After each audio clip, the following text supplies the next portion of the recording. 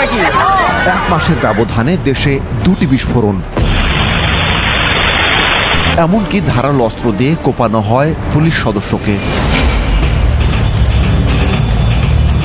2 থেকে 3 সেকেন্ড আমার কোনো সেন্স ছিল না, তারপরে দেখে আমার এদিক দিয়ে ব্লাড। বিশেষ দিনেই কেন এমন ঘটনা? 5ই আগস্টের পরে কাশিমপুর কারাগার থেকে বের হয়েছে, সেটা আরেকটা দিকে ইঙ্গিত দিচ্ছে। 4টি ঘটনার নেপথ্য কারণ খুঁজব, কারা ঘটিয়েছেন, কেন।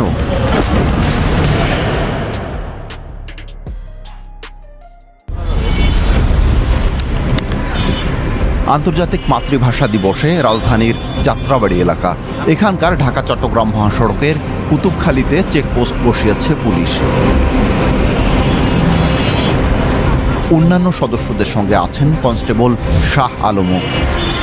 কিছু কিছু ব্যক্তি সন্দেহ হলে আমরা জিজ্ঞাসাবাদ করি এবং ব্যাগ তল্লাশি করি। 2টো ব্যক্তি বাস থেকে নেমে রাস্তা দিয়ে মাস্ক পরা অবস্থায় আমাদের সামনের দিকে হেঁটে এসেছিল।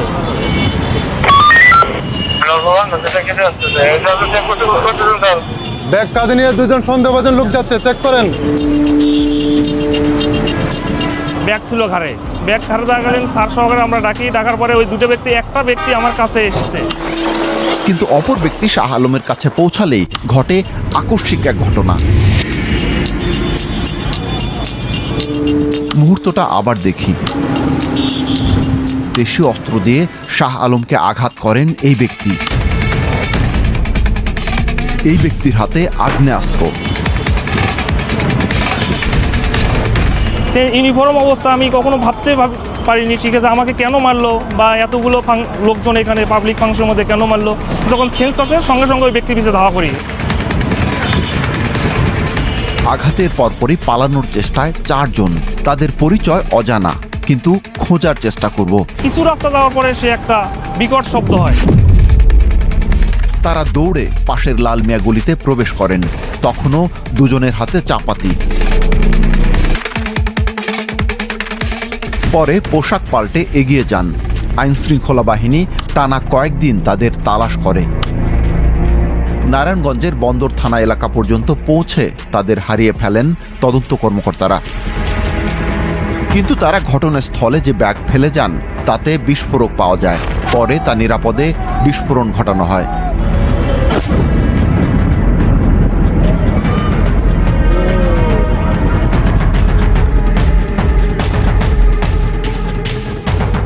এই ঘটনার পর নড়ে চড়ে বসে পুলিশ।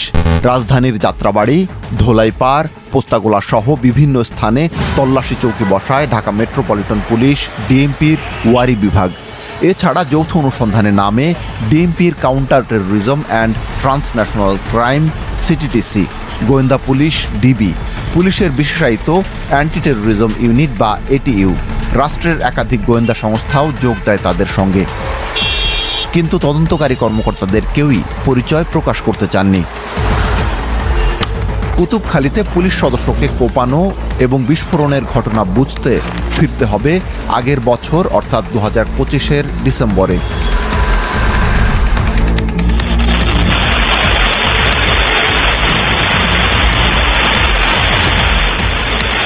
ঢাকার কেরানীগঞ্জের একটি মাদ্রাসায় ভয়াবহ বিস্ফোরণ, নারী শিশুসহ আহত 4 জন। ঘটনাস্থল থেকে ককটেল, রাসায়নিক দ্রব্য ও বোমা তৈরির বিভিন্ন সরঞ্জাম উদ্ধার করে পুলিশ। কিন্তু আহত স্ত্রীর সন্তানকে সেখানে ফেলে গা ঢাকা দেয় মাদ্রাসার পরিচালক শেখ আলামিন। পরদিন আলামিন সাভারে যান, দেখা করেন নাজমুল হাসান মামুনের সঙ্গে। মামুন তখন আলামিনকে পাঠিয়ে দেন তার পরিচিত আরাফাতের বাসায়।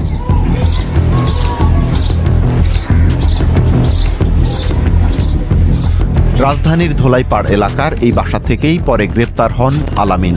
যদিও আরাফাত পালিয়ে যান।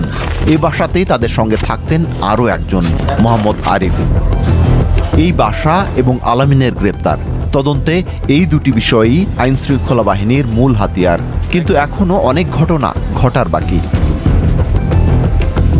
আলামিনের ফোনের সূত্র ধরে যশোরে 2026 সালের 31 জানুয়ারি যৌথ অভিযান চালায় জেলা পুলিশ ও অ্যান্টি টেরোরিজম ইউনিট। উদ্দেশ্য ছিল নিষিদ্ধ জঙ্গি সংগঠন জামায়াতুল মুজাহিদিন বাংলাদেশ জেএমবির কমান্ডার হাফিজ ইব্রাহিমকে গ্রেপ্তার করা।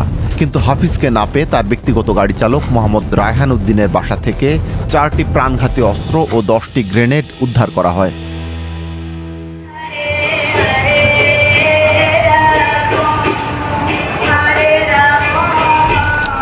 দিনটি শনিবার। কুমিল্লা শহরের শিব মন্দিরে সন্ধ্যায় পূজা চলছে। শনি পূজা করছেন পুরোহিত কেশব চক্রবর্তী। মন্দিরে তার স্ত্রী সহ বেশ কয়েকজন। পূজা প্রায় শেষের দিকে। ব্যাগ হাতে মন্দিরে প্রবেশ করছেন একজন। প্রায় 30 সেকেন্ড পরেই তিনি দৌড়ে পালাচ্ছেন। তারপর হঠাৎ বিস্ফোরণ।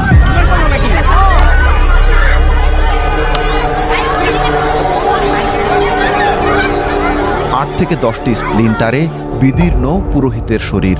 হাসপাতালে চিকিৎসা নেন তিনি। টাইন গাতে একটা সাদা বস্তু একটা পড়লো গায়ে, এদিকে পড়ার পরে ওইখানে একটা থাল ছিল, ওই থালটার উপরে যাই জিনিসটা পড়লো। আমি বলছি যে সাদা একটা পাথরের মতো মনে হয়, আচ্ছা ঠিক আছে আমি একটু সরাই ওই কোনাতে যাইয়া দেখাতে আমার স্ত্রী বলতেছে ওটা তো ধুমা বাড়িতেছে। তখন সে বললো এটা তো বোম।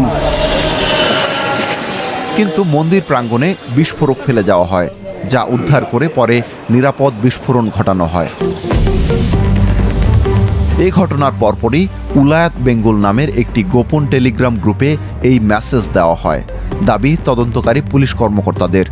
সেখানে লেখা হয়, ইফতারের পর খিলাফতের সৈন্যরা কুমিল্লার ঠাকুরপাড়ার একটি ইসকন মন্দিরে আইইডি বিস্ফোরণ ঘটিয়েছেন। তবে প্রথম আলো এ তথ্য স্বাধীনভাবে যাচাই করতে পারেনি। তবে এই মন্দিরে বিস্ফোরণের ঘটনায় আইন শৃঙ্খলা বাহিনী নিশ্চিত হন একটি উগ্রবাদী দল সক্রিয় হয়েছে। এবার তদন্তকারীদের হাতে শনাক্ত করার মতো 2টি ছবি। কুতুবখালীতে বিস্ফোরক বহনকারী এই 4 জন, আর কুমিল্লার মন্দিরে 1 জন।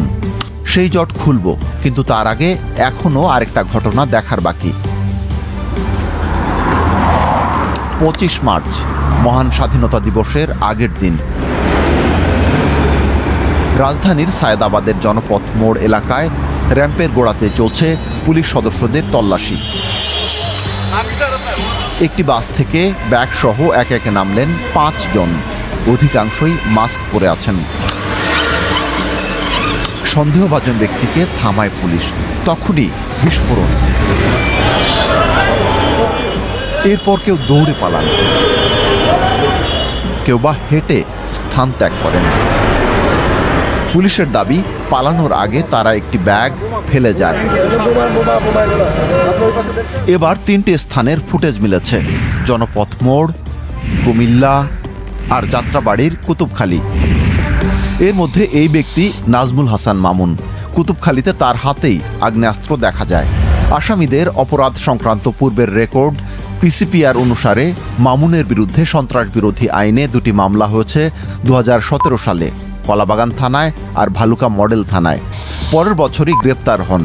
তদন্ত কর্মকর্তাদের দাবি, তিনি 90 জেএমবির বোমা বিশেষজ্ঞ। আর এই ব্যক্তি মোহাম্মদ আরিফ। 2023 সালের সেপ্টেম্বরে সন্ত্রাস বিরোধী আইনে করা মামলায় পুলিশের অ্যান্টি টেরোরিজম ইউনিট তাকে গ্রেপ্তার করে। আর বাপ্পিকে 3 ঘটনাস্থলেই দেখা যায়। তার সম্পর্কে এখনও বিস্তারিত জানার চেষ্টায় তদন্তকারীরা। আর এই ব্যক্তি পুলিশ সদস্য শাহ আলমকে ধারালো অস্ত্র দিয়ে আঘাত করেন। তার পরিচয় শনাক্তে এখনও তদন্ত চলছে। পরিচয় নিশ্চিত হওয়া ব্যক্তিদের শনাক্ত করা হয় কেরানীগঞ্জে বিস্ফোরণের ঘটনায় গ্রেপ্তার শেখ আলামিনের সূত্র ধরে। পুলিশের পিসিপিআর অনুসারে তার বিরুদ্ধে মামলা অন্তত 9টি। বর্তমানে আলামিন বাদে সবাই পলাতক। এইটা নিয়ে কাজ করতে করতে আমাদের পুলিশ প্লাস অন্যান্য যে আমাদের স্পেশালাইজড যে ইউনিটগুলো আছে সে একত্রিত কাজ করে থাকি। কাজ করার পর্যায়ে আমরা আমরা তাদেরকে আইডেন্টিফাই করতে পারি। আমরা দেখা যায় যে তারা একই গ্রুপের। এটার রুট যেহেতু পেয়েছি, এটার ডালপালা কী আছে, এটার ভিতরে কী আছে, আর কেউ ইনভলভ আছে, এটার বিহাইন্ড দ্য সিন কী আছে, আমার মনে এটা বের করে ফেলতে হবে। কিন্তু প্রশ্ন হলো, তাদের পরস্পরের সঙ্গে পরিচয় হলো কিভাবে? তদন্তকারী কর্মকর্তারা বলছেন, আলামিন, নাজমুল হাসান মামুন, মোহাম্মদ আরিফ সবাই কাশিমপুর হাই সিকিউরিটি কেন্দ্রীয় কারাগারে ছিলেন, যেখানে মূলত উগ্রবাদীদের রাখা হয়। সেখানেই তাদের পরিচয়। বিস্ফোরকগুলো সম্পর্কে জানতে কয়েকজন বিশেষজ্ঞের সঙ্গে যোগাযোগ করা হয়। তারা প্রকাশ্যে মন্তব্য করতে চাননি, তবে বলেছেন এগুলো ইম্প্রোভাইজড এক্সপ্লোসিভ ডিভাইস বা আইইডি। ASM আলী আশরাফ ঢাকা বিশ্ববিদ্যালয়ের একজন অধ্যাপক। যুক্তরাষ্ট্র থেকে আন্তর্জাতিক নিরাপত্তা বিষয়ে PhD করেছেন।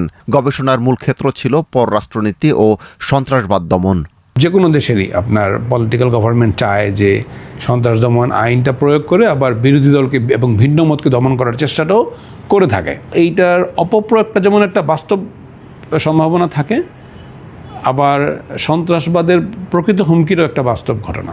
এগুলো আমার কাছে একজন একাডেমিক হিসেবে মনে হয় যে এগুলো খুব সিরিয়াসলি ইনভেস্টিগেট করে দেখা দরকার যে এর সাথে কি কোনো মানে সন্ত্রাসী সংগঠনের সংযোগ আছে কিনা। 2024 সালের 5 আগস্ট গণঅভ্যুত্থানের পর তারা কারাগার থেকে মুক্তি পান।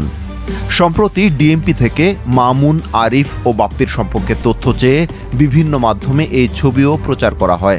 এই বমটা যদি কোনো পাবলিক ফাংশনে বা কোনো মিটিংয়ে বাস্ট হতো, অনেক লোকের ক্ষয়ক্ষতি হতো।